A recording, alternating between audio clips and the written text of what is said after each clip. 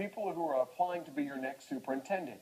4 in Your Corner's Mike Mason finding out the Lee County School Board is considering hiring a private investigator to screen candidates as a way to prevent future problems. These days, you can get a lot of information about someone simply by Googling them. But there are some things that won't show up online, and that's why board members are considering hiring a private eye.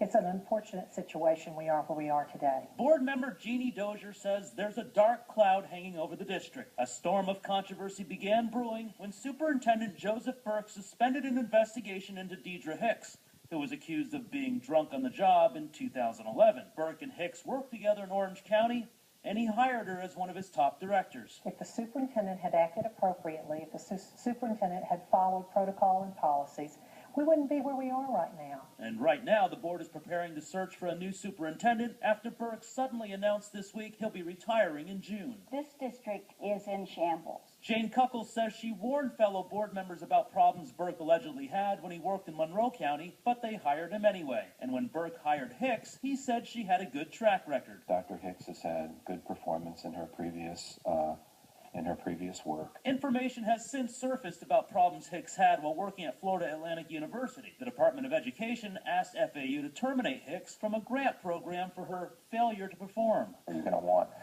to know about that person. Will Zariske is a licensed private investigator based in Cape Coral. He says if the board had hired a firm like his to research district officials, they could have found out this type of information beforehand. There's a lot of search engines and things on the internet, but you're not going to get the results that you would with a licensed agency that has access to the databases that can get that kind of information. Dozier says she'll support a motion to hire a private investigator to research superintendent candidates. I asked board chair Mary Fisher if that's something she'd also considered. Well, it couldn't hurt, though, I'm sure.